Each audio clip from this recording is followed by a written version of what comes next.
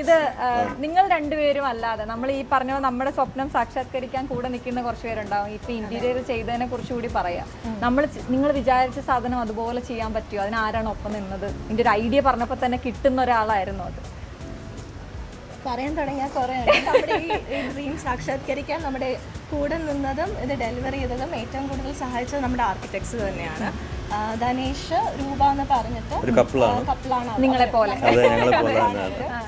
അപ്പം രൂപ ലാൻഡ്സ്കേപ്പിംഗ് ഒക്കെ ഹാൻഡിൽ ചെയ്തു, ധനേഷാണ് ബാക്കിയെല്ലാം ഹാൻഡിൽ ചെയ്തത്. അവര് മൂവാറ്റുപുഴ ബേസ്ഡ് ആണ്. സ്റ്റുഡിയോ ഹോമോസേപ്പിയൻസ് എന്നാണ് അവരുടെ ആർക്കിടെക്ചറൽ ഫേമിന്റെ പേര്. അപ്പൊ അവര് എന്താണോ നമ്മൾ എൻവിഷൻ ചെയ്തത് അവർ 3D കാണിച്ചത് അത് അതേപോലെ ഡെലിവർ ആയിട്ടുണ്ടെന്ന് എനിക്ക് പറയാൻ പറ്റും. 3D ഫോട്ടോ പല ആൾക്കാർ ഇപ്പൊ കാണിക്കുമ്പോഴത്തേക്ക് ആക്ച്വലി ഇതിന്റെ ആക്ച്വൽ ഫോട്ടോ ആണോ എന്ന് ചോദിക്കുന്നുണ്ട്. അതെ അതെ. അപ്പൊ അതിനകത്ത് എസ്പെഷ്യലി എടുത്തു പറയാനുള്ളതെന്ന് വെച്ച് കഴിഞ്ഞാൽ ഇപ്പോൾ ധനേഷ് ആണെങ്കിലും ധനേഷിൻ്റെ എൻ്റെ അറിവ് ശരിയാണെങ്കിലും ഇതാണ് ഫസ്റ്റ് ഒരു കൊമേഴ്ഷ്യൽ പ്രോജക്റ്റ്. പുള്ളി വീടുകളാണ് കൂടുതലും ചെയ്തുകൊണ്ടിരുന്നത്. അപ്പോൾ അങ്ങനെ ഒരു ഇതിലേക്ക് വന്നപ്പോഴത്തേക്ക് ഇവിടെ പുള്ളിയെ ഒരാൾ സജസ്റ്റ് ചെയ്തതാണ്. അപ്പോൾ അങ്ങനെ പുള്ളിയോട് സംസാരിച്ചപ്പോഴും പുള്ളി ഇത് ഒരു റെസ്റ്റോറൻറ്റ് ഒരു കൊമേഴ്ഷ്യൽ പ്രോജക്റ്റ് ആസിച്ചോ ചെയ്തിട്ടില്ല.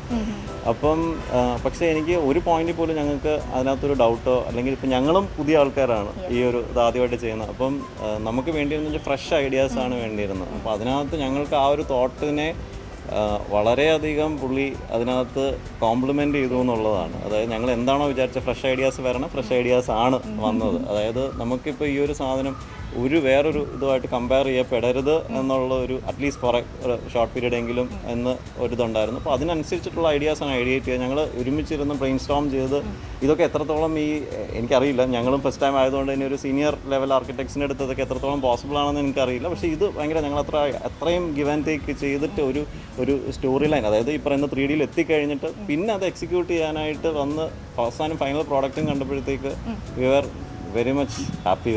ഇതിന്റെ ഇടയ്ക്ക് ഞാൻ ഒരാളെ കുറിച്ച് ചോദിക്കട്ടെ, നിങ്ങൾക്ക് എത്ര പേർക്ക് അറിയാമെന്നറിയില്ല, നമ്മുടെ ബിജു രമേശ് സാറിന്റെ മകളാണ്. അപ്പോൾ അച്ഛനോട് ഇത് പറഞ്ഞപ്പോൾ എന്തായിരുന്നു ഈ പ്രോപ്പർട്ടിയെ കുറിച്ചൊക്കെ പറയുമ്പോൾ ഞാൻ ചോദിക്കുകയായിരുന്നു. ഞാനും വന്നപ്പോൾ വിചാരിച്ചത് ഈ മരങ്ങളൊക്കെ ഇവിടെ ഉണ്ടായിരുന്നതാണ് എന്നാണ്. പിന്നെയാണ് നിങ്ങൾ ഇതിനു വേണ്ടി ഇപ്പം ഈ പ്രോപ്പർട്ടി അല്ലെങ്കിൽ നിങ്ങൾ ഇങ്ങനെ ഒരു ഇതിലേക്ക് പോകുന്നു. അപ്പോൾ അച്ഛൻ്റെ ഇതെന്തായിരുന്നു ക്രിയേറ്റീവായിട്ടുള്ള നിങ്ങളുടെ ഐഡിയ? എങ്ങനെയാണ് അച്ഛൻ സമീപിച്ചത്? ഈ ഒരു പ്രോജക്റ്റ് സത്യം പറഞ്ഞ അച്ഛൻ നമ്മുടെ ഫ്രീഡത്തിൽ ചെയ്തോന്ന് പറഞ്ഞിട്ട് തന്നതാണ്.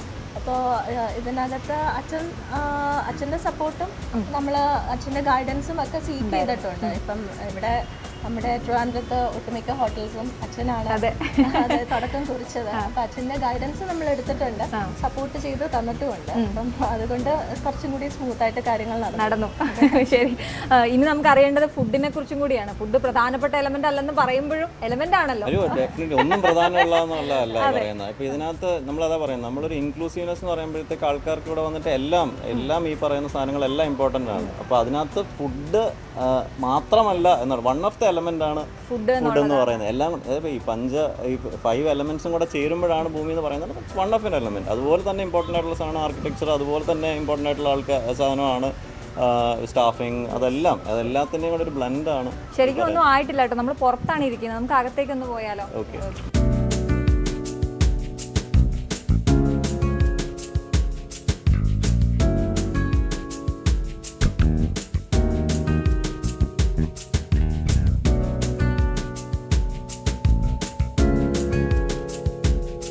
വിശാലമായ ഷോറൂം എന്നൊക്കെ പറഞ്ഞ പോലെ ഇവിടേക്ക് എത്തുമ്പോൾ നമുക്ക് ഭയങ്കരമായിട്ട് പ്രൈവസി പറ്റുന്ന, ഫാമിലി ആയിട്ട് വന്നാൽ പ്രൈവസി പറ്റുന്ന ഒരിടം കൂടിയാണ് ഭൂമി. പറയാമോ എങ്ങനെ ഇതിൻ്റെ നിങ്ങളുടെ ഈ സീറ്റ് അറേഞ്ച്മെന്റ്സും കാര്യങ്ങളും ഒക്കെ? ഇത് നോക്കൂ, നേരത്തെ ഞാൻ പറഞ്ഞൊരു കാര്യമുണ്ട്, അത് പ്രേക്ഷകരെ ഒന്ന് കാണിക്കാം. ഞാൻ വരും, നമുക്ക് ഇവിടെ നിൽക്കാം. ഇതൊക്കെ ഒറിജിനൽ പാറയാണ്. അതൊക്കെ അങ്ങനെയും കൊണ്ടുവന്നൊരു ടേബിളിൻ്റെ ഇതിലേക്ക് കൊണ്ടുവന്നു. ശരിക്കും ഇവിടെ കയറി കഴിയുമ്പോൾ നമുക്കൊരു മനസ്സമാധാനം ഫീൽ ചെയ്യുന്ന ഒരു അന്തരീക്ഷമാണ് ഉണ്ടാക്കിയിട്ടുള്ളത് എന്നുള്ളത്. അപ്പോൾ ഇതൊക്കെ എവിടെ നിന്നാണ് നമ്മുടെ പർച്ചേസും കാര്യങ്ങളൊക്കെ? നേരത്തെ ഒന്നും പറഞ്ഞെങ്കിലും ഇതിൻ്റെയൊക്കെ ഒരു ഐഡിയ എങ്ങനെയായിരുന്നു? ഇത് നമ്മൾ പല സ്ഥലങ്ങളിൽ നിന്നായിട്ട് കൊണ്ടുവന്നതാണ്. ഇതിവിടെ കൊണ്ടുവന്ന് പ്ലേസ് ചെയ്യുന്നത് ഒരു ടാസ്ക് ആയിരുന്നു. കാരണം ഒറ്റക്കല്ലൊക്കെയാണ്.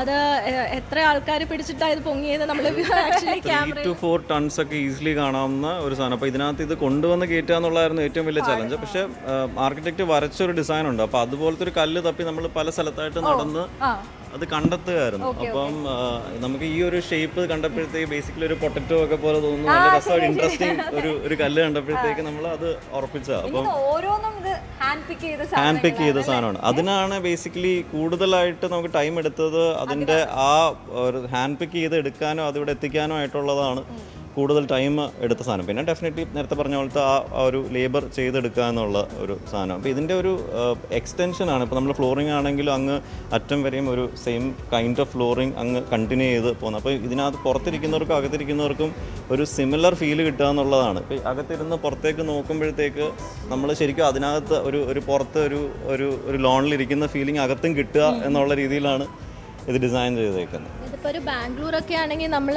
ഇതും വേണമെങ്കിൽ കവറപ്പ് ചെയ്യാതെ ഓപ്പൺ എയർ ആക്കുമായിരുന്നു. പക്ഷേ നമ്മുടെ കേരളത്തിലെ ക്ലൈമറ്റ് ഒട്ടും പ്രഡിക്റ്റബിൾ ആവാത്തത് കൊണ്ട് മഴ, ചൂട്, അതെ, അപ്പോൾ അതുകൊണ്ട് നമ്മളിത് കവർ ചെയ്തു. അത് നമ്മൾ അതേപടി തന്നെ ഓപ്പൺ ആക്കി വെച്ചത് അതുകൊണ്ടാണ്. അപ്പോൾ വേണമെങ്കിൽ അങ്ങനെ വേണമെന്നുള്ളവർക്ക് പുറത്തിരിക്കാം, അല്ലാത്തവർക്ക് അകത്തേക്ക് വരാം.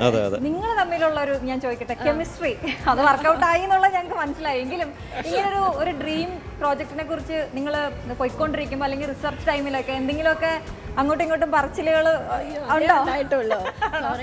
അതോ എല്ലാം പറയുമ്പോഴും ഇല്ല, ഒപ്പീനിയൻസ് രണ്ടുപേർക്കും രണ്ടാണ്. അത് ഒരു പേജിൽ എത്താനായിട്ട് കുറെ ആർഗ്യുമെന്റ്സും എല്ലാം കഴിഞ്ഞാണ് നമ്മളിവിടെ എത്തിയത്. അത് ഏത് ഘട്ടത്തിലായിരുന്നു? അല്ല, അത് എല്ലാ ഘട്ടങ്ങളിലും ഇത് വന്നപ്പോഴത്തേക്ക് ഒരു ഡെഫിനറ്റ്ലി അഭിപ്രായ വ്യത്യാസങ്ങളുണ്ട്. അപ്പം നമ്മൾ രണ്ടുപേർക്കും ഒരേ അഭിപ്രായം എന്ന് ഒരിക്കലും പറയാൻ പറ്റത്തില്ല. അതുകൊണ്ടാണ് ഇതിനകത്ത് ശരിക്കും പറഞ്ഞു കഴിഞ്ഞാൽ ആ ഒരു റിസൾട്ട് ഉണ്ടായതും. അപ്പം മേ ബി ഞാൻ പറയുന്ന ചില കാര്യങ്ങൾ തെറ്റായിരിക്കാം, അത് രേഷ്മയായിരിക്കും കറക്റ്റ് ചെയ്യുന്നത്, രേഷ്മ പറയുന്നത് തെറ്റായിരിക്കും. അപ്പം നമ്മൾ ആ ഒരു ഗിവ് ആൻഡ് ടേക്കിൽ കൂടെ പോയതുകൊണ്ടാണ് ഇവിടെ എത്തിയത്. അതിനകത്ത് അതിൻ്റെ എൻഡ് റിസൾട്ടാണ് ഞാൻ പറയുന്നത്. ഞങ്ങളുടെ കല്യാണം കഴിഞ്ഞിട്ട് ഓൾമോസ്റ്റ് 8 years ആയി. പക്ഷേ കഴിഞ്ഞ 2 yearsലായിരിക്കും നമ്മൾ ഏറ്റവും കൂടുതൽ അടി ഉണ്ടാക്കിയിട്ടുള്ളത്. ഭൂമിക്ക് വേണ്ടിയിട്ട്. അതെ, ഞങ്ങൾ പറയുന്നത് എന്താണെന്ന് വെച്ച് കഴിഞ്ഞാൽ ഞങ്ങൾക്ക് ഒരു മോനാണ്, 5 വയസ്സായി.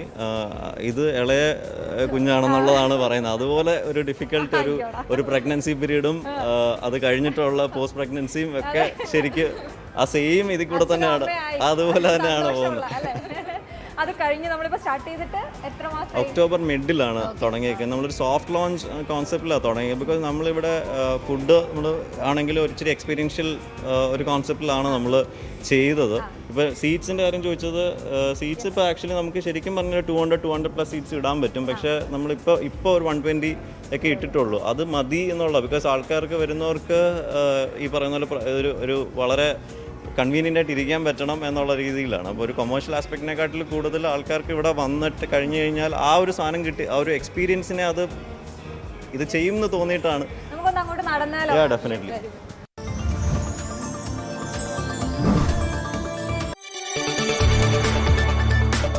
കൂടുതൽ വാർത്തകൾക്ക് News 18 Keralam YouTube channel subscribe ചെയ്യുക.